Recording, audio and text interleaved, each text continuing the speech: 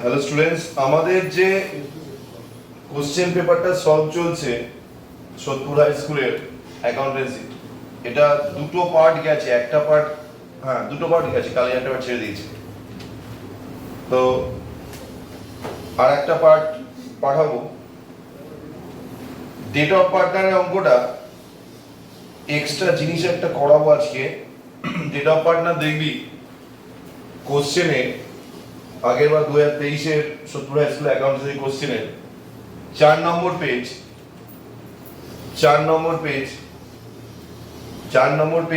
6 নম্বর অঙ্ক। তো data পার্টনারটা preparation করতে বলেছে বলে নর্মালি যে পার্টনার মারা যাচ্ছে তা সেই পার্টনার এক্সিকিউটারস অ্যাকাউন্ট, এখানে জেড মারা যাচ্ছে, এক্স ওয়াই জেড মারা যাচ্ছে, জেডের এক্সিকিউটার অ্যাকাউন্ট মানে উত্তরাধিকারী অ্যাকাউন্ট সেটা হবে এই যে জায়গাটা। এটা জেড এক্সিকিউটার একবারে করা যায়, বা সবচেয়ে ভালো হয় এটাকে জেড এক্সিকিউটার না করে তোদের পর্ষদের যে বইটা আছে সাতটার বইটা, সেখানে এটা করেছে জেডস ক্যাপিটাল অ্যাকাউন্ট করেছে, করে জেডস এক্সিকিউটারটাকে আলাদা ঘর কেটে সেখানে যে অ্যামাউন্টটা বেরোবে সেটা ব্যালেন্স করেছে। সেটা পরে আসছি আমি। জেডস ক্যাপিটাল করতে পারিস, অথবা রিটায়ারমেন্টের মতো তিনটে অ্যামাউন্টের ঘর কেটে নিয়ে পারিস। এক্স ওয়াই জেড তিনটে অ্যামাউন্টের ঘর কেটে নিতে পারিস। এক্স ওয়াই জেড তিনটে অ্যামাউন্টের ঘর কেটে যেরকম রিটায়ারমেন্ট আমরা করি সেরকমই করবো। তবে আমাদের যে বইটা পর্ষদের যে বইটা আছে সাতরা পাবলিকেশনের, এই যে বইটা উচ্চ মাধ্যমিক দেখা যাচ্ছে তো, এই বইটা ঠিক আছে, এই বইটায় যেটা আছে সেটা হচ্ছে এখানে ডেট অফ পার্টনারকে দুটো ভাগে করতে বলছে। একটা যে পার্টনার মারা যাচ্ছে তার ক্যাপিটাল অ্যাকাউন্ট, আর একটা তার এক্সিকিউটার অ্যাকাউন্ট। ওটা ব্যালেন্স করার পর বেরোবে, ওটা ঠিক আছে, ওটা কোনো ব্যাপার না, ওটা ইজি আছে, শুধু ব্যালেন্সটা ট্রান্সফার করা। কিন্তু এই অঙ্কে যে নতুনত্ব আছে সেটা হচ্ছে যে পার্টনার চলে মারা যাচ্ছে তার যে পাওনা টাকাটা হচ্ছে, মানে তাকে যা দিতে হবে তার কিছুটা অংশ হচ্ছে টাকা দিয়ে দেওয়া হচ্ছে, আর বাকি কিছুটা অংশ লোন হিসেবে রেখে যাচ্ছে। এবং সেই লোনটা বলেছে দুটো ইকুয়াল ইনস্টলমেন্টে দেওয়া হবে টুগেদার উইথ ইন্টারেস্ট 10%। তার মানে এইটা করার পরে যে টাকা বেরোবে, মানে জেডকে যে টাকা দিতে হবে সেই টাকাটা, যেটা ডিউ অ্যামাউন্ট যেটা, সেই টাকাটার মধ্যে থেকে 2560 টাকা দিয়ে দিচ্ছে ক্যাশ, আর বাকি যে টাকাটা সেটা লোন হিসেবে রেখে যাবে। এবং সেই লোনের জন্য লোনটা সুদ হবে কিভাবে সেটাও বলেছে, দুটো ইকুয়াল ইনস্টলমেন্টে 10% ইন্টারেস্ট। এটা আমি করে দেখাবো, পরীক্ষায় হয়তো দিতে পারে। এখানে সেটা দেয়নি, চান্সটা কম, যদিও চান্স কম দেওয়ার। শুধু ক্যাপিটাল অ্যাকাউন্ট দেবে আর হচ্ছে তোর জেডস এক্সিকিউটার অ্যাকাউন্ট দেবে। আর রিভ্যালুয়েশন করতে হবে, রিভ্যালুয়েশন এখানে বলেনি করতে, দুটো অ্যাকাউন্ট করতে বলেছে। এখানে এটা বলেছে, কোশ্চেনটা দেখবি অলরেডি যারা ফলো করছিস দুটো পার্টি কোশ্চেন পাঠানো আছে। 4 নম্বর পেজে 6 নম্বর কোশ্চেন, সেখানে দুটো অ্যাকাউন্ট করতে হয়েছে, জেডস ক্যাপিটাল অ্যাকাউন্ট একটা জেডস এক্সিকিউটিভ অ্যাকাউন্ট, সেটা বলেছে। রিভ্যালুয়েশন করতে হবে, কিন্তু রিভ্যালুয়েশন করতে হবে। কেন রিভ্যালুয়েশন করতে হবে? তার কারণ রিভ্যালুয়েশনে যেটা আছে সেটা হচ্ছে অ্যাসেট বেড়েছে কমেছে ব্যাপারটা রয়েছে, তার ফলে আমাকে রিভ্যালুয়েশন করতে হচ্ছে। 6 নম্বর কোশ্চেন। এবার ক্যাপিটাল অ্যাকাউন্ট হচ্ছে X Y Z 30,000 25,000 16,000, general reserve 6,000, সান্ডিকেটে 13,000, বিল্ডিং হচ্ছে 26,000 টাকা, মেশিনারি 37,200, ইনভেস্টমেন্ট 3,000 টাকা, স্টক 10,000 টাকা, ডেটর 8,000 টাকা, লোন টু জেড 1,000 টাকা, cash at bank 4,800। Z died 30/6/2014। It was agreed between the executors and remaining partners that এটা এক্সিকিউটর এবং রিমেনিং পার্টনার, মানে জেড মারা যাওয়ার পরে তার এক্সিকিউটর উত্তরাধিকারী জেড এবং রিমেনিং পার্টনার যারা আছে তারা এটা স্থির করেছে গুডউইল বি ভ্যালুড অ্যাট 30,000 টাকা। গুডউইল 30,000 টাকা ভ্যালু হবে। তো গুডউইলের ক্যালকুলেশন করার সময় মাথায় রাখতে হবে যে গুডউইলটা এখানে দেখাতে পারি, দেখাবো না, আমরা এখানে দেখাবো। এবং গুডউইলটা গেনিং রেশিওতে না, গেনিং রেশিওতেই করব। মানে কি করতে হবে, 30,000 টাকা গুডউইল, তার মধ্যে থেকে যে চলে যাচ্ছে জেড তার ভাগে গুডউইলটা বার করতে হবে, সেটাকে গেনিং রেশিওতে ভাগ করে ওর ভাগটা বসিয়ে দিতে হবে। এটা একটা করতে পারি। অথবা সিম্পল যদি করি ওর ভাগের গুডউইলটা, ওর ভাগে যে গুডউইল বেরোবে 30,000 টাকার গুডউইলটা যেটা ওর ভাগে বেরোবে সেটা সরাসরি এখানে বসিয়ে দেবো পার্টনার্স ক্যাপিটাল, যেটা পার্টনার্স ক্যাপিটাল এখানে না। এবার রিভ্যালুয়েশনে কি আসবে? রিভ্যালুয়েশন যখন করতে বলেনি তখন রিভ্যালুয়েশন আগে ওয়ার্কিং হিসেবে দেখাবে, কিন্তু আগে করবি না, আমি আগে ছকটা কেটেছি বোঝানোর জন্য, আগে করবি না। পার্টনার জেডস ক্যাপিটাল অ্যাকাউন্ট করবি, তার নিচে জেড এক্সিকিউটিভ অ্যাকাউন্ট করবি, আর তার নিচে ওয়ার্কিং করে রিভ্যালুয়েশনটা করবি। বোঝা গেল? রিভ্যালুয়েশন তার নিচে করবি, কারণ এটা রিভ্যালুয়েশন এখন আমাদের বলেনি। তাহলে বিল্ডিং ওয়াজ আন্ডার ভ্যালু 4,000 টাকা, বিল্ডিং কত ছিল? 26,000 টাকা, 26,000 টাকা বিল্ডিং এর ভ্যালু ছিল, 4 টাকা কম ভ্যালু, ভ্যালু কমানো আছে। তাহলে ভ্যালু কমানো আছে মানে কি করতে হবে? তোকে এখন কি করতে হবে? ভ্যালু বাড়াতে হবে, তুই তো অ্যাকাউন্টসে নিচ্ছিস, ভ্যালু বাড়াতে হবে। তাহলে অ্যাসেটের ভ্যালু কমানো হলে তোকে অ্যাসেটের ভ্যালু বাড়াতে হচ্ছে। তাহলে অ্যাসেটের ভ্যালু বাড়ালে কি হবে? বাই সাইডে আছে, বাই বিল্ডিং। জার্নাল দিয়ে মনে রাখতে পারিস অ্যাসেট এমনিতেও বাড়লে গোল্ডেন অনুযায়ী হয় ডেবিট, আর রিভ্যালুয়েশনের আন্ডারে হচ্ছে revaluation account.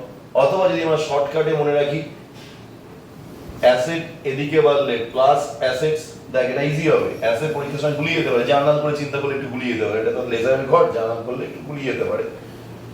As plus asset, asset কমলে এদিকে মাইনাস অ্যাসেটস। অ্যাসেটটা মনে রাখি তাহলে হবে না, অ্যাসেটের ভ্যালু যতটা বাড়ছে, পুরোটা না কিন্তু, যতটা বাড়ছে ততটা প্লাস অ্যাসেটস, যতটা কমছে মাইনাস অ্যাসেটস। ঠিক একইভাবে লাইবিলিটিস, লাইবিলিটিস যতটা বাড়ছে ঠিক অ্যাসেটের উল্টো হবে। অ্যাসেটটা মনে রাখলে হয়ে যাবে, অ্যাসেটের উল্টো হবে। তার মানে এখানে লাইবিলিটি বাড়লে এই সাইডে হবে, কারণ আমরা সবাই জানি অ্যাসেট আর লাইবিলিটি দুটো বিপরীত পাবো, একটা সম্পত্তি একটা দায়, দুটো পরস্পর আলাদা। তাহলে অ্যাসেটের ভ্যালু হলে প্লাস দিকে হবে, অ্যাসেটের ভ্যালু কমলে মাইনাস দিকে, এদিকে হবে প্লাস, এদিকে ক্রেডিটে মাইনাস, এদিকে ডেবিট। লাইবিলিটি ভ্যালু বলে ঠিক উল্টো হবে, এদিকে হবে লাইবিলিটি ভ্যালু বাড়লে, লাইবিলিটি ভ্যালু কমলে এদিকে হবে। এটা একটু মাথায় রাখবে, ঠিক আছে?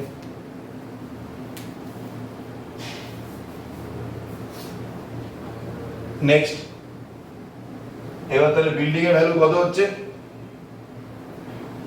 আন্ডার ভ্যালু 4,000 টাকা, বিল্ডিং এর ভ্যালু কমানো আছে তো বাড়াতে হবে, তো প্লাস বিল্ডিং 4,000 টাকা। Machinery over value, machinery over বেশি বাড়ানো আছে, তো বাড়ানো আছে মানে কি করতে হবে? তো কমাতে হবে। তাহলে অ্যাসেটের ভ্যালু কমলে কি হবে?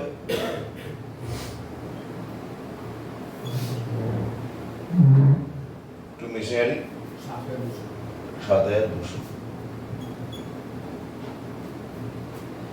ইনভেস্টমেন্ট সোল্ড ফর 5,000 টাকা, ইনভেস্টমেন্ট কত ছিল? 3,000 টাকা, বিক্রি করছে কত টাকা? 5,000 টাকা। এখানে বিক্রি করে টাকা পাওয়া যায় যেটা চিন্তা করবো না, বিক্রি করে টাকা পাওয়া যায় যেটা চিন্তা করবো না, ইনভেস্টমেন্ট চিন্তা করবো কতটা বেড়েছে। কারণ বিক্রি করছে 5,000 টাকায়, ভ্যালু ছিল 3,000 টাকা, তাহলে ইনভেস্টমেন্টের তাহলে বর্তমান ভ্যালু বা মার্কেট প্রাইস যেটা বেড়েছে 2,000 টাকা বেড়েছে। তাহলে ইনভেস্টমেন্টের ভ্যালু বাড়লে 2,000 টাকা বাড়লে কি হবে? অ্যাসেট ইনভেস্টমেন্ট এমনিতেও ইনভেস্টমেন্ট অ্যাসেট দিকে আছে, তাহলে বাই দিকে হবে, বাই ইনভেস্টমেন্ট অ্যাকাউন্ট 3,000 টাকা, 2,000 টাকা, সরি ডিফারেন্স 2,000 টাকা হচ্ছে, 3,000 ছিল 5,000 হয়েছে। প্রফিট ডিউরিং দ্য ইয়ার 12,000, ওই বছরে প্রফিট হয়েছে 12,000 টাকা। এটা এখানে আসবে না, এটা পার্টনার্স ক্যাপিটালে আসবে, আর তারপর তো পরে অ্যাডজাস্টমেন্ট, এখানে কিছু আসবে না। তাহলে এখানে 7,200 বেশি হচ্ছে, মানে 7,200 দিকটা বেশি, 7,200 ছয় বাদ দিলে কত হচ্ছে? 1,200। 1,200 এটাকে বাই, তাহলে কি হলো? এটা কি বেরোলো? প্রফিট কোথায় যাবে? পার্টনার্স ক্যাপিটাল, পার্টনার্স ক্যাপিটাল যাবে। এই যে যেটা বেরোলো এটা পুরো অ্যাসেটের বেরোলো, পুরো অ্যাসেট লাইবিলিটি ভ্যালুয়েশন বেরোলো। তার ফলে যে প্রফিটটা হবে এটা কিন্তু 3 জনের মধ্যে ভাগ হবে, লস হবে 3 জনের মধ্যে ভাগ হবে। এটা লস হয়েছে 10:6:4, 1,200 ইন্টু 10:6:4 কে ছোটও করা যেতে পারে, 5:3:2 করা যেতে পারে। এই 10-20, ওয়াই হচ্ছে 1200 ইন্টু 6-20, জেড হচ্ছে 1200 ইন্টু 4-20। কত হচ্ছে এমনগুলো? এটা একটু তাহলে যখন এরকম ক্যালকুলেশন আমি নিচের দিকে করে দেবো একটু 7,200 নিচের দিকে করবি, আর এই বরাবর এটাও রাখবি, প্রেজেন্টেশনটা ভালো হবে। x হচ্ছে 600, হ্যাঁ x 600 600 আর y হচ্ছে 360 360 আর z হচ্ছে 240। 240, এটা এই করে কত হচ্ছে 1200, এখানে রাখি এরকম রাখি, নিচে লিখে রাখতে হবে লস। নেক্সট এবার পার্টনার্স ক্যাপিটাল। পার্টনার্স ক্যাপিটালের মধ্যে আমরা কার ঘর করছি, যে মারা যাচ্ছে তার ঘর, জেডস ক্যাপিটাল বলে দিয়ে জেডস ক্যাপিটাল। তাহলে কি হবে, প্রথমে জেডের শুধু জেডের লেনদেন যা সেটুকুই বুঝবে। তাহলে জেডের ক্যাপিটাল 16,000 টাকা আছে। প্রথম কাজ হচ্ছে বাই ব্যালেন্স বিটি বলে ক্যাপিটালটা বসানো। দেখবি ব্যালেন্স শিট আছে 31/3/14 আর জেড মারা যাচ্ছে 30/6/14। তাহলে ব্যালেন্স শিট অনুযায়ী ক্যাপিটালটা বসবে। ব্যালেন্স শিট 31/3/14 আছে, তাহলে এখানে ক্যাপিটালের তারিখটা আমাদের মেনটেন করতে হবে প্রপার, যখন করবো নিখুঁতভাবে করবো। বাই ব্যালেন্স বিটি এটা হবে, সেখানে কত জেড কত হচ্ছে 16,000 টাকা। তারপরে জেড মারা যাচ্ছে কবে 30/6, তাহলে এবার মারা যাওয়ার তারিখে সব কেসগুলো হবে। তাহলে এবার থেকে সব 30/6 হবে, 30/6/14 বাই জেনারেল রিজার্ভ আগে করে নি, লাইবিলিটি সাইডে আছে জেনারেল রিজার্ভ অ্যাকাউন্ট, শুধু ওর ভাগটা, শুধুমাত্র ওর ভাগটা কে জেড, জেডের রেশিওটা কত ছিল 4/20, আমি এখানে করে রাখছি। এটা ওয়ার্কিং করবি, আলাদা করে ওয়ার্কিং করবি, কিন্তু এখানে করবি না, এই জায়গাটায় কিন্তু করা যাবে না, ওয়ার্কিং করবি। জেনে যাও 6,000 ইন্টু কত 4/20, তাই তো? চটিগুলো এই সাইডে চেপে রাখ, চটিগুলো এই সাইডটা চেপে দে, এই সাইডটা, এই সাইডটা চটিগুলো চেপে দে। ওদিকের চটি দেখে চলে, পিছনে রয়েছে, পিছনে রয়েছে, দেখ পিছনে রয়েছে, পিছনে রয়েছে, চটি এসে চেপে দে। আচ্ছা, জেনে 6,000 4/20 কত হবে 1200, তাহলে এখানে 1200 বসে গেল। আর একটা হচ্ছে এই যে লসটা হয়েছে, সেই লসটা দিকে চলে আসবে to revaluation, to revaluation account ব্র্যাকেটে লস। শুধুমাত্র শুধুমাত্র এখানে জেড, তো জেডের লসটাই আসবে 240 টাকা। এইটা এখানে আমাদের অঙ্ক রিলেটেড, মানে ছকের মধ্যে যা ছিল, আর ওদিকে লসটা যেটা বেড়েছে ওটা বসিয়ে দিয়েছি। এইবার আমাদের অ্যাডজাস্টমেন্ট গুলো দেখতে হবে। অ্যাডজাস্টমেন্ট কি আছে, প্রথমে goodwill, goodwill will be valued at 30,000 টাকা। তো গুডউইল যদি 30,000 টাকা ভ্যালু হয়, তা তার মধ্যে ওর ভাগটা কত, ওর ভাগটা কত 4/10, 4/20 সরি। তাহলে এখানে বাই গুডউইল বলে 4/20 বসাতে পারিস, অথবা 4/20 বলতে যাচ্ছি গুডউইলের 4/20, গুডউইল হচ্ছে 30,000 টাকা, তার 4/20 বসাতে পারি, অথবা এটা by X capital account by Y's capital account বলে 30,000 টাকার মধ্যে যে ভাগটা হবে, 30,000 টাকার মধ্যে যে ভাগটা মানে 4/20 টাকাটা, সেইটা গেনিং রেশিওতে ভাগ করে বসাতে পারিস। ইজি এটাই হয়, গুডউইল বলে কিছু না বলেছে একবারে বসিয়ে দে। আর এই কেসটা আমরা তখনই করবো যখন বলবে গুডউইল নট শোন in the books, goodwill not শোন ইন দ্য বুকস। এই ক্যালকুলেশনটা বোধহয় একটু চেক করে নিবি, মনে হয় আগের বছর দেওয়া আছে গুডউইল নট শোন ইন দ্য বুকস। সেক্ষেত্রে কি করতে হবে, সেক্ষেত্রে নিউ রেশিও থেকে ওল্ড রেশিও মাইনাস করতে হবে, ঠিক আছে? যাই হোক, ক্যালকুলেশনটা দেখিয়ে দিই একটু, তার সুবিধা হবে। এগুলো ক্যামেরাটাকে দিয়ে ঘোরা দেখি, ক্যামেরা এই এই বোর্ডটাই ঘোরা, এই ক্যালকুলেশন দেখি নিচু করতে হবে, ভিডিওটা পজ করে। এবার এই যে যেটা বললাম যে গুডউইল 30,000 টাকা, ওয়ার্কিং করবি calculation for valuation of goodwill, ঠিক আছে, বা ক্যালকুলেশন বা distribution of goodwill under gaining ratio. কি হবে দেখ, প্রথম হচ্ছে গুডউইলের যে অ্যামাউন্টটা সেটা 30,000 টাকা, যেটা জেড এর আসবে, ব্যাপারটা জেড শেয়ার 30,000 টাকার 4 এর 20, 30,000 টাকার 4 এর 20 কত হবে? 6,000 টাকা। 6,000 টাকা গুডউইল। এই 6,000 টাকাটা আমি অঙ্কে বসেও দিতে পারি, অথবা গুডউইল বলে, অথবা এটাকে যদি গেনিং রেশিওতে দেখাতে বলে, গুডউইল নট শোন in the books, goodwill not শোন ইন দ্য বুকস যদি বলে, তাহলে কি হবে? তাহলে এখানে আমাকে দেখতে হবে আগে ওল্ড রেশিও কত। ওল্ড রেশিও 10:6:4, তার মানে x হচ্ছে 10 এর 20, y হচ্ছে 6 এর 20, z হচ্ছে 4 এর 20। এটা এইবার যখন এটা নিউ রেশিও হবে, মাথায় রাখতে হবে কে রিটায়ার করছে? জেড। তাহলে জেড এর রেশিওটা অফ হয়ে গেল, কিন্তু জেড অফ, জেড নেই। তাহলে এখন যে রেশিও থাকবে 10:6, সেক্ষেত্রে x এর নিউ রেশিও হবে 10:16, y এর নিউ রেশিও হবে 6:16। এটা তাতে কাটাকুটি করে ছোট করে নিতে পারিস। এটা হলো, তাহলে গেনিং রেশিও কি হবে?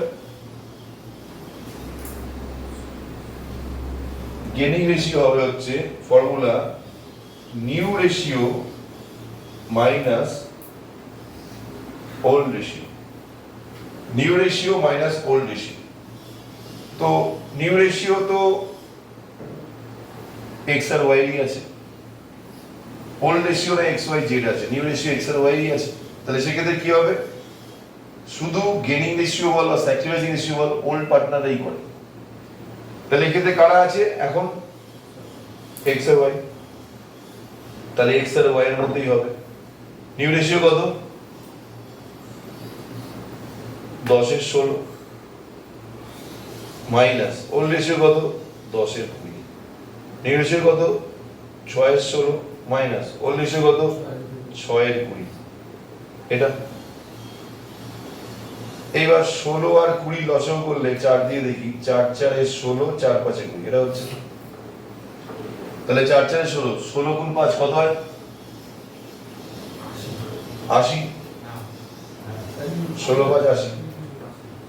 এবার 80 কে 16 দিয়ে ভাগ করলে কত হয়? 5, উপরে লব দিয়ে গুণ করব 50। তাহলে এখানে লসাগু বলটা 80, 50, তারপর 80/20, 4 × 10, 40, 10/80। আবার 80 কে 16 দিয়ে ভাগ করবো 5, 80 কে 16 দিয়ে ভাগ করলে 5, 5×6 = 30, 20 দিয়ে ভাগ করলে 4, 4×6 = 24। কত হচ্ছে?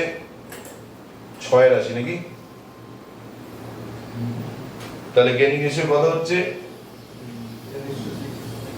গেনিং রেশিও দাঁড়াচ্ছে 10:6। এ ছোটও করতে পারি আমি, 10:6। দেখো ওটাই আসবে, নরমালি সাধারণত ওটাই আসে, যদি না নিউ রেশিও বলে দেয়। আদারওয়াইজ ওল্ড রেশিওটাই গেনিং রেশিও হয়, ওল্ড রেশিওটাই স্যাক্রিফাইসিং রেশিও হয়, যদি না নিউ রেশিও বলে দেয়। অ্যাডমিশন এর ক্ষেত্রে স্যাক্রিফাইসিং। এবার এই টাকা দিয়ে কোনটা ভাগ হবে? 6,000 টাকাটা। 6,000 টাকাটা যেটা পাবে হচ্ছে জেড, সেই টাকাটা এরা দিয়ে দেবে। এক্স আর ওয়াই 6,000 টাকা ইন্টু 10/16, 6,000 টাকা ইন্টু 6/16, 10/16 আর 6/16 কত হচ্ছে? এটা তাহলে করে দেখ তো। 6,000 গুণ 10 ভাগ 16,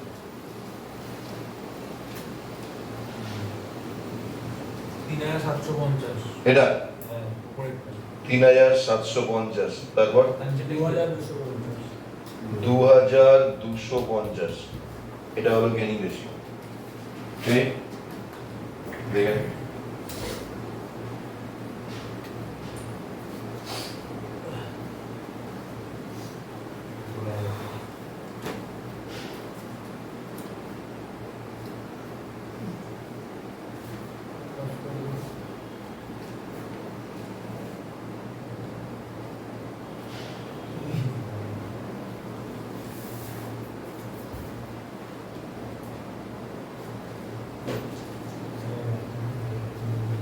এইবার এখানে যে গুডউইলটা হচ্ছে এই দুটো যদি নট শোন ইন দ্য বুকস বলে, বারবার বলছি নট শোন ইন দ্য বুকস বলে, তাহলে করার কোনো দরকার নেই এরকম, ঠিক আছে? তাহলে একবারে গুডউইলটা এরকম করে দিবি, ঝামেলা শেষ। কিন্তু যদি নট শোন ইন দ্য বুকস বলে তাহলে এটা করবি। রিটায়ারমেন্টের ক্ষেত্রে যদি নট শোন ইন দ্য বুকস বলে তাহলে এইভাবে করতে হবে, নট শোন ইন দ্য বুকস না বললে এইভাবে শুধু গুডউইলটা বসাতে হবে। আমি বলবো রিটায়ারমেন্টের ক্ষেত্রে যাই বলুক তোর নট শোন ইন দ্য বুকস করবি, কারণ রিটায়ারমেন্টের ক্ষেত্রে নট শোন ইন দ্য বুকস ক্যালকুলেশনটা দেয় করতে, তাদের আমাদের শিখতেই হবে এটা রিটায়ারমেন্টের ক্ষেত্রে। আর যদি না দেয় তাহলে তুই এটা করে আসিস, ভুল নেই কোনো, কারণ নট শোন ইন দ্য বুকস বললে এটা করতেই হবে, মানে গুডউইল হিসাবে দেখানো যাবে না, পার্টনার তার ক্যাপিটালের মধ্যে ভাগ করবে। যে পার্টনার চলে যাচ্ছে সে কি তার ভাগের গুডউইলটা ফেলে যাবে না, তার ফলে কি হবে তার গুডউইলটা বাকি দুজন পার্টনার গেনিং রেশিওতে ভাগ করে ওকে দেবে। আর যদি নট শোন ইন দ্য বুকস না বলে তাহলে আমি বাই গুডউইল বলে তিনজন ভাগ করে দেবো। তার জন্য বললাম নট শোন ইন দ্য বুকস বলে এটা করতে হবে, আর না বলে ওটা করতে হবে, তাহলে আমি এটাই করে দেবো। সেক্ষেত্রে আমার কোনো ভুলের চান্স নেই। নট শোন ইন দ্য বুকস না বললে আমি দুটোর মধ্যে যে কোনো একটাই করতে পারি, কোনো নাম্বার কাটার কোনো জায়গা নেই। এক্ষেত্রেও তাই নট শোন ইন দ্য বুকস বলেছে, আমি এটা করে দেখালাম, আমি বলিনি আমি নট শোন ইন দ্য বুকস করে দেখালাম, সেক্ষেত্রে পার্টনারদের মধ্যে হবে। আর যদি নট শোন ইন দ্য বুকস না বলে আমি এটাও করতে পারতাম, প্রথমে এটা করেছিলাম যে বাই গুডউইল বলে শুধু ওর ভাগের গুডউইলটা বসিয়ে দেবো। এবার এটা না করে তার সাথে আরেকটাও করা যেতে পারে, আমি দুটোই অপশন রাখছি। বাই টাকাটা কে পাবে? জেড পাবে। তাহলে এখানে জেডের ঘরে বসে কত টাকা? 3,750 আর 2,250, কিন্তু নাম হবে কার? অপোজিট, এটা কন্ট্রান্টি বলে। নাম কার হবে? X capital account by Y's capital account, এটা হবে। যদি এটা রিটায়ারমেন্ট হতো, তাহলে টু দিকেও পার্টনার্স ক্যাপিটাল টু দিকেও, মানে এই সাইডেও ভিডিও দেখাচ্ছে আমাদের, এই সাইডেও সেক্ষেত্রে টু জেডস ক্যাপিটাল বলে দুজনের ঘরে বসে যেত এক্স আর ওয়াই। যেহেতু এটা শুধু জেডের ঘর, এক্স আর ওয়াই নেই, তাই ওদিকে কোনো এন্ট্রি হবে না। দেখেন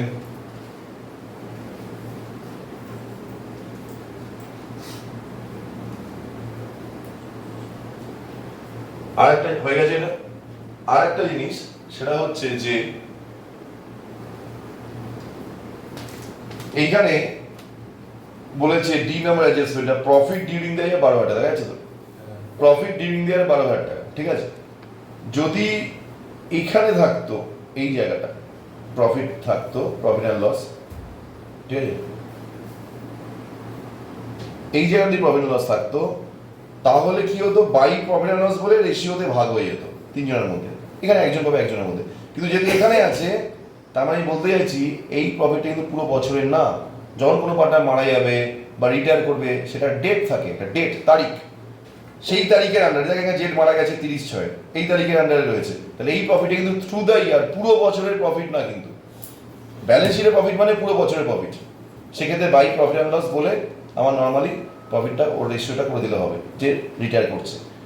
এখানে এখন অ্যাডজাস্টমেন্টে রয়েছে প্রফিট লস 12,000 টাকা, সেই প্রফিটটা কিন্তু ভাগ হবে শুধুমাত্র অবশ্যই জেডের মধ্যে, কারণ এই মুহূর্তে আর কেউ হবে না জেডের মধ্যে, কিন্তু সেটা হবে মাসের হিসাবে, আর সেটা হবে প্রফিট লস সাসপেন্স। কেন প্রফিট লস সাসপেন্স? তার কারণ এটা বছরের মাঝখানে প্রফিট হচ্ছে, মারা যাচ্ছে বলে জোর জবরদস্তি করতে হচ্ছে। যদি মারা না যেত বা রিটায়ার না করতো, তাহলে এই প্রফিটটা কিন্তু কোনো দরকার পড়তো না। মারা যাচ্ছে বলে এই প্রফিটটা করতে হচ্ছে, তার জন্য এই প্রফিটটা কি হবে? এই প্রফিটটা কিন্তু তোর হবে profit and loss suspense account, এবং সেই প্রফিটের মধ্যে থেকে ওর ভাগটা বার করতে হবে, এবং সেই প্রফিটটা যে মারা যাচ্ছে তার ভাগ বার করতে হবে। এবং অবশ্যই সেখানে তারিখটা ভাইটাল, মানে 31/3/24 ব্যালেন্স শিট হয়েছে, লাস্ট ব্যালেন্স শিট, তারপর মারা যায় 30/6/24, তাহলে এই যে প্রফিটটা, যে প্রফিট অ্যাডজাস্টমেন্ট দিচ্ছে সেটা 30/6/24 দিচ্ছে, তাহলে 30/6/24 দিচ্ছে মানে পুরো বছরের না, তাহলে কবে অবধি হবে? 31/3 থেকে 30/6/24, 31/3 মানে 1/4 ধরবো, মানে এপ্রিল মে জুন, এখানে প্রফিট লস যে 12,000 টাকা 3 মাসের হবে। যে ক্যালকুলেশনটা হবে, যেটা হয়ে গেছে, এটা হয়ে গেছে তো সবার? এটা দেখে নিবি, এটা হয়ে গেছে, মুছে দিচ্ছি।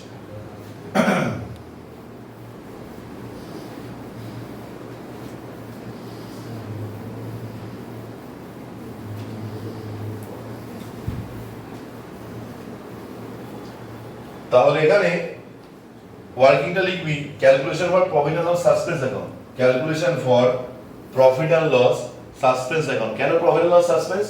তার কারণ এটা বছরের মাঝখানে কোনো একটা সময়, যে সময় মারা যাচ্ছে পার্টনার, সেই সময় করতে হচ্ছে। সেই সময় করার দরুন এই প্রফিটটা হচ্ছে profit and loss suspense account. ঠিক আছে, তাহলে সেক্ষেত্রে এই টাকাটা কত? 12,000 টাকা। জেডস শেয়ার অফ প্রফিট 12,000 ইন্টু জেডের কত? 4/20।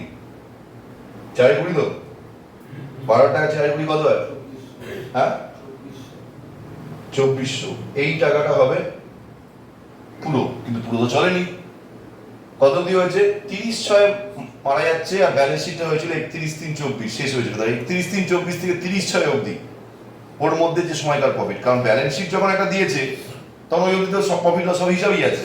তাহলে ব্যালেন্স শিটের পরে যবে মারা যাচ্ছে তবে অবধি তাহলে এই প্রফিটটা করা হচ্ছে, কারণ এটা অ্যাডজাস্টমেন্টে দিয়েছে। তাহলে যে তারিখে মারা যাচ্ছে সেই তারিখের প্রফিট, সেই তারিখ অবধি প্রফিট, টিল দ্যাট ডেট 12,000 টাকা। তাহলে সেখানে কি হবে? 12,000 টাকা 2400 বেরোলো ওর ভাগের প্রফিটটা, এবং সেটা কি করতে হবে?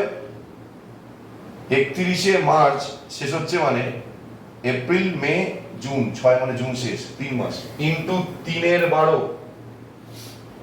3/12 ক্লিয়ার? দেখেন 3/12 হলো। কত হচ্ছে? 600 টাকা।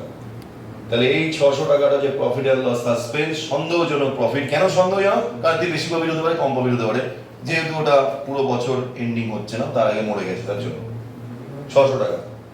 তাহলে এখানে কি লিখবো? By profit and loss 6,000 sir. 6,000 না, 2400 ছিল এটা, 2400 হলে 600 কি হবে? Profit and loss suspense account 600 টাকা। দেখ বোঝা গেল? Profit and loss suspense account 600 টাকা।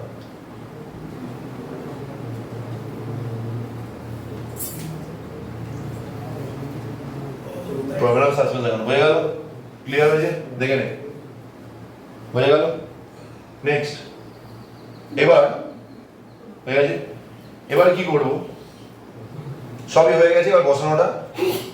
ওকে বলেছে last adjustment 2500, A sum of 2560 was paid to জেডস এক্সিকিউটর, জেডের উত্তরাধিকারী দিয়ে দেবে 2560, and agreed to the remaining to be paid in 2 equal installment together with interest। তারপরে এটা আছে, সেটা যে টাকাটা পড়ে থাকবে সেই টাকাটা টুগেদার উইথ ইন্টারেস্ট ইনস্টলমেন্টে বা ইন্টারেস্টে ও লোন রেখে যাচ্ছে। তারপরে দেখতে হবে কত টাকা পাচ্ছে আগে, এটা যোগ করে কত হচ্ছে, এটা যোগ করে দেখ কত, ঠিকঠাক যোগ ফলটা কর ক্যালকুলেটরে।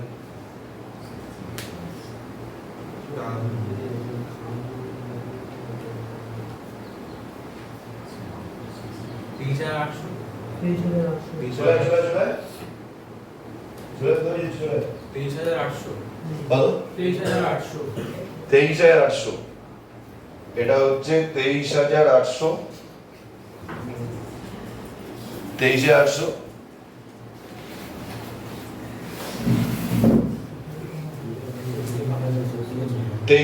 হচ্ছে আসছে, তার মধ্যে থেকে কত টাকা ওকে দেওয়া হবে? 2,560। 23,800 থেকে ওটা বাদ দে, কত হচ্ছে বল? বলছি অ্যাসেটে একটা লোন আছে, ওটা কি হবে? ও ওটাই সবথেকে বড় ডাউট ছিল। না, ডাউট মিস করে গেছি। লোন টু জেড, জেডকে লোন দিয়েছে, জেডকে লোন দিয়েছে, ভালো করে বোঝ। এই কথা না, অ্যাডজাস্টমেন্ট দেখ, আমরা মিস করে গেছি একটা অ্যাসেট দিকে রয়েছে লোন টু জেড। আচ্ছা, লোন তো লায়াবিলিটি দিকে হয়, আমরা জানি। অ্যাসেট দিকে কেন দিয়েছে? কারণ এটা স্যার কোম্পানি লোন দিয়েছে। হ্যাঁ, কোম্পানি বা বিজনেস প্রতিষ্ঠান লোন দিয়েছে জেডকে, জেড এখানে লোন নিয়েছে, তাহলে ব্যবসা প্রতিষ্ঠানে ইনভেস্টমেন্ট হয়ে গেল। ব্যবসা প্রতিষ্ঠান একটা জেডকে লোন দিয়েছে, ব্যবসা প্রতিষ্ঠান ইনভেস্টমেন্ট হয়ে গেল। এবার যখন মারা যাচ্ছে জেড, তখন জেডের লোনের টাকাটাও তো ব্যবসা প্রতিষ্ঠানের, তোর টাকাটাও মিটিয়ে, তোর তো সব হিসাব মতো ক্লোজ হয়ে যাচ্ছে। এই বোর্ডটা দেখা যাচ্ছে তো? তোর হিসাবপত্র তো সব ক্লোজ হয়ে যাবে। ওই দেখাচ্ছে তো। পুরোটা কত? এই বোর্ডটা করে, এই বোর্ডটা লাগবে না, এই বোর্ডটা। আচ্ছা, এবার যেটা বলছিলাম যে এইখানে যে বিষয়টা বলেছে যে লোন টু জেড 1000 টাকা, তাহলে পার্টনারকে লোন দিয়েছে ব্যবসা, তাহলে যখন মারা যাচ্ছে পার্টনার, তাহলে ওর যা দায় আছে, পার্টনারের যা পাওনা গন্ডা আছে, সবই তো মিটিয়ে দিচ্ছে। তাহলে পার্টনারকে লোন দিয়েছে ব্যবসা, তো সেটাও বলবে তোমার লোনটা আমাকে চুকিয়ে দাও। যে লোনটা দেওয়া হয়েছে ব্যবসা দিয়েছে জেডকে, তখন ব্যবসা মানে এক্স আর ওয়াই বাকি আছে, তারা কি বলবে তুমি যে লোনটা তোমাকে দেওয়া হয়েছিল সেই লোনটা চুকিয়ে দাও। তাহলে এক্ষেত্রে লোন যে চুকিয়ে দেয়, লোনটা কোন দিকে আসবে? লোনটা কোন দিকে? টু দিকে। তার কারণ কোনো পার্টনার টাকা পেলে এই দিকে আসে, তাই না? ওদের ক্যাপিটাল দিতে হবে, জেনারেশন দিতে হবে, গুডউইল দিতে হবে, ওকে দিতে হবে, এর দিকে আসছে। তাহলে কোনো পার্টনার যদি ব্যবসায় কিছু দেয় ওদিকে আসবে, এই জন্যই ড্রয়িংটা ওদিকে চলে যায়, কারণ ব্যবসা থেকে পার্টনার ড্রয়িং তুলে নেয়, কারণ পরবর্তীতে ব্যবসায় টাকা দিতে হবে, শোধ করতে হবে। তাহলে লোনটা কি করে পার্টনার কি করবে? ব্যবসা দিয়ে দেবে। তাহলে এক্ষেত্রে কি হবে? আমরা ব্যবসা করি, আবার বলছি আমরা বিজনেস করি, ব্যবসা মানে বিজনেস করি। লোনটা যখন দিয়েছিল তখন অ্যাসেট ডেবিট হয়েছে, এবার যখন এটা আসবে সেটা ক্রেডিট হিসেবে ঢুকবে। তাহলে টু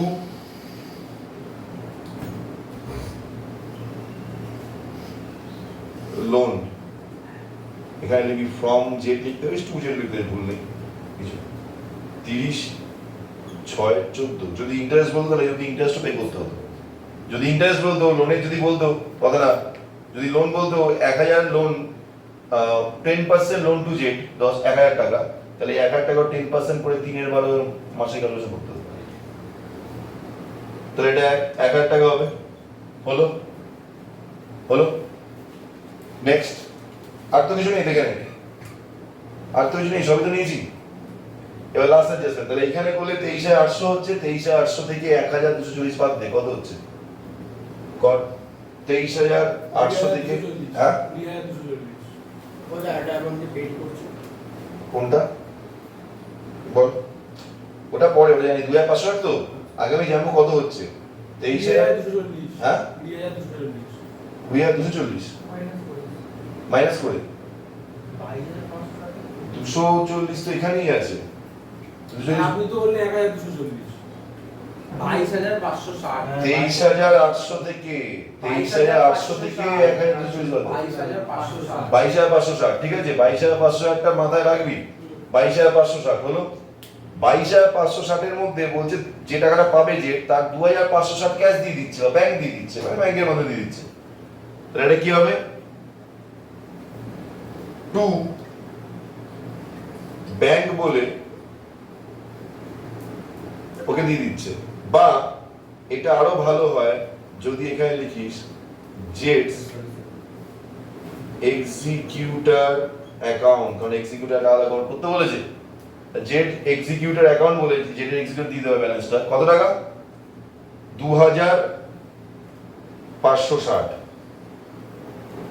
এবার এটা কত বল, কত টাকা বললি এখান থেকে? 20, কত বললি? 22,000, 22,000 ঠিক বলি তো? 22,560 তো, হ্যাঁ হিসাবে তাও একটা রাউন্ড ফিগার চলে আসছে, যদিও সবসময় তাই না, রাউন্ড ফিগার আসছে। জেট এক্সিকিউটর 2,560 দিয়ে দেবো, যে 2,560 দিয়ে দেবো, তাহলে বাকি কত বলে যাচ্ছে? 20,000 টাকা, বাকি 20,000 টাকা। 22,000 এটা থেকে এটা মাইনাস কর, 22,560 টাকা বলে 2,560 ক্যাশ দিয়ে দেবো, জেট এক্সিকিউটর দিয়ে দিল। বাকি থাকে যত 20,000 টাকা, সেই 20,000 টাকা কি হবে? লোন হিসেবে থাকবে। 20,000 টাকা টু জেটস, কত পার্সেন্ট লোন? 10% জেটস এক্সিকিউটরস লোন অ্যাকাউন্ট, 10% জেটস এক্সিকিউটর লোন অ্যাকাউন্ট, এটা বসিয়ে দেবো, ঠিক আছে। এবার এখানে কত হবে? 23,800, দুদিক মিলে গেল, ঠিক আছে। নর্মাল অঙ্ক যেটা বলেছে, এবার জেটস এক্সিকিউটর এর উপরে রিভ্যালুয়েশন মুছে দিচ্ছে, হ্যাঁ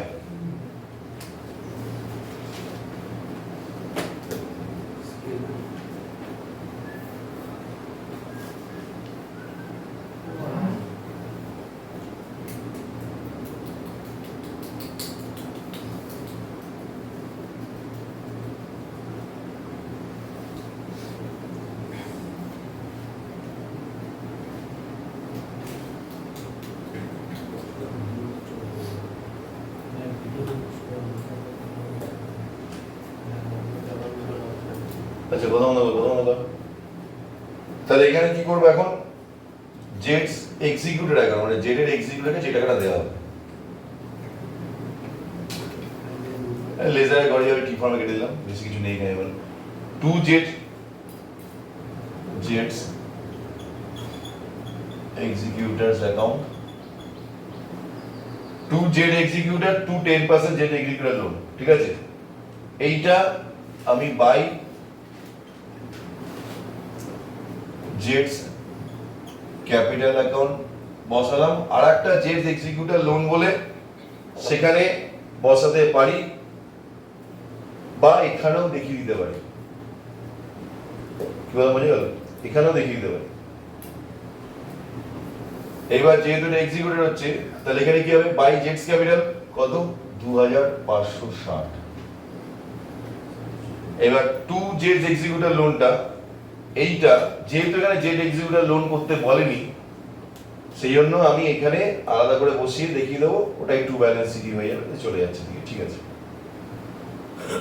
কিন্তু আমি কি বললাম এই ক্যালকুলেশন দেখাবো লোনের ক্যালকুলেশন দেখাবো লোনটা কি বলেছে এই যে টাকাটা এই যে 20,000 টাকাটা এই 20,000 টাকাটা বলেছে ইয়ারলি দেবে টু ইকুয়াল ইয়ারলি ইনস্টলমেন্ট দুটো বছরে টাকাটা শোধ করবে যার ইন্টারেস্ট হবে 10% দুটো বছরে 20,000 টাকাটা শোধ করে দেবে মানে বলছে তুমি এক্স ওয়াই বলছে পার্টনাররা বলছে এক্স ওয়াই পার্টনার যে তুমি লোনটা তোমার বাবা বা যে হোক ধরে নেওয়া উত্তরাধিকারী টাকাটা রেখে যাও 20,000 টাকা লোনটা রেখে যাও তোমাকে 2 বছরের মধ্যে আমরা শোধ করে দেবো এবং 2 বছর মানে কি 2 বছরের মধ্যে মানে কি প্রত্যেক বছর ইকুয়াল ইনস্টলমেন্টে শোধ করে দেবো মানে 10,000 করে শোধ করে দেবো এবং তার সাথে ইন্টারেস্টও দিয়ে দেবো তাহলে সেক্ষেত্রে কি হবে সেক্ষেত্রে আমি এটা করছি লোনের ঘরটা এখানে জেডস এক্সিকিউটার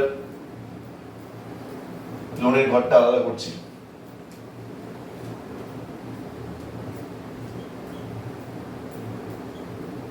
তাহলে এখানে এটা হবে টু 10% এক্সিকিউটার লোন অ্যাকাউন্ট তাহলে কি হবে এটা বাই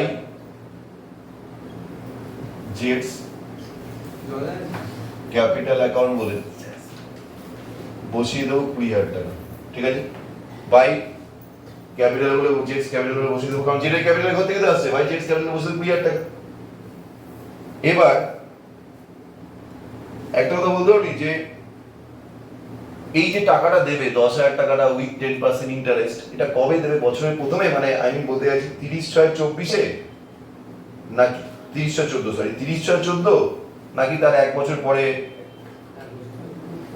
অবশ্যই এক বছর পরে এক বছরের কত তারিখ হয় 31/5 নাকি 31/5/15 30/6 মানে না 30/6 মানে 1/7 থেকে ধরতে হবে 30/6 মানে 1/7 থেকে ধরতে হবে 1/7/14 থেকে তাহলে ওটা শেষ হবে 30/6/15 শেষ হবে তাহলে এখানে তারিখটা এটা ম্যাটার করবে এখানে তারিখটা দে 30/6/14 এই তারিখটা দিলাম টি ফর্মে করবে নাম্বার কাটবে লেজার ফর্মে করতে হবে ঠিক আছে হলো তারপর লোনের টাকা দেবে কবে লোনের টাকাটা শোধ করবে কবে এক বছর পরে মানে 30/6/15 30/6/15 দিয়ে 20,000 টাকা কাটলো এখানে মধ্যে 30/6/15 দিয়ে ইন্টারেস্টটা হবে তাই তো তাহলে এখানে 30/6/15 তে বাই ইন্টারেস্ট মানে ইন্টারেস্ট যোগ হচ্ছে দেখবি যে টাকাটা লোন থাকে তার সাথে ইন্টারেস্ট যোগ হয়ে থাকে ইন্টারেস্ট যোগ হচ্ছে আমি এখানে ক্যালকুলেশন করছি তো ওয়ার্ড কে করবি 20,000 টাকার 10% 12/12 পুরো বছর করলাম 20,000 টাকা 10% মানে 2,000 টাকা তাহলে প্রথম বছরের শেষে যে ব্যালেন্সটা দাঁড়াচ্ছে 22,000 টাকা 22,000 টাকা প্রথম বছরের শেষে ব্যালেন্স আছে 22,000 টাকা ঠিক আছে এইবার ওই বছরে মানে আমি বলতে চাইছি ওই বছরের শেষে 30/6/15 তে কত টাকা পে করে বলতো 30/6/15 পে করে দুটো ইকুয়াল ইনস্টলমেন্ট এদিকে মধ্যে ইকুয়াল ইনস্টলমেন্টে 10,000 টাকার ইকুয়াল ইনস্টলমেন্টে 10 ওই 20,000 টাকার ইকুয়াল ইনস্টলমেন্টে 10,000 টাকা আর তার সাথে ইন্টারেস্টটা হাফ না কিন্তু ইন্টারেস্টে পুরো পে করে দেবে তার মানে পে করবে ইকুয়াল ইনস্টলমেন্ট দুটো বছর ইকুয়াল ইনস্টলমেন্ট 10,000 প্রথম বছরের শেষে 10,000 পে করবে এবং তার সাথে ইন্টারেস্টটা করে দিয়ে দেবে 2,000 মানে 12,000 টাকা ইন্টারেস্ট 12 টোটাল পে করবে তাহলে পে করলে এদিকে 30/6/15 টু ব্যাংক অ্যাকাউন্ট বলে আমি লিখে রাখলাম এখানে 10,000 টাকা ইকুয়াল ইনস্টলমেন্ট, মানে এখানে করে দিচ্ছি ওয়ার্কিং এ করবি 20,000 টাকার ইকুয়াল দুটো ইনস্টলমেন্ট 2 দিয়ে ভাগ, তিনটে ইনস্টলমেন্ট 3 দিয়ে ভাগ, চারটে ইনস্টলমেন্ট 4 দিয়ে ভাগ, তাহলে 20,000 টাকা হলে 10,000 টাকা প্লাস 2,000 টাকা ইন্টারেস্ট, মানে 12,000 টাকা। 22,000 টাকা ডিফারেন্সটা পড়ে থাকছে কত, সেই 10,000 টাকা, মানে আরেকটা ইনস্টলমেন্ট যেটা 10,000 টাকা, এটা কি হবে, to balance CD, to balance CD 10,000 টাকা।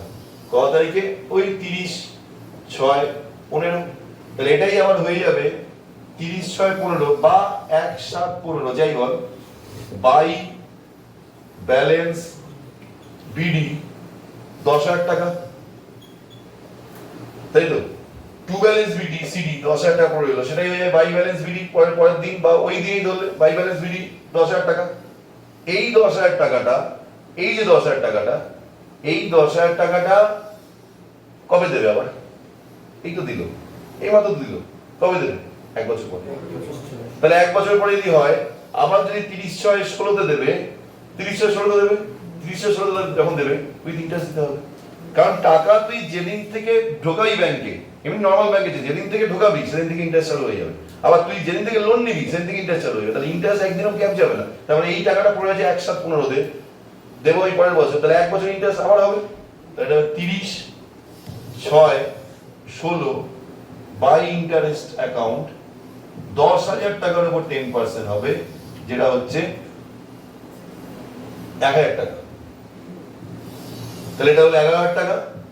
এবার এই বছর কি হবে, এই বছর আবার 30/6/16 টু ব্যাংক অ্যাকাউন্ট, সেই 10,000 ইনস্টলমেন্ট প্লাস হচ্ছে ইন্টারেস্টটা 1,000, 11,000 টাকা পে করব, ব্যাস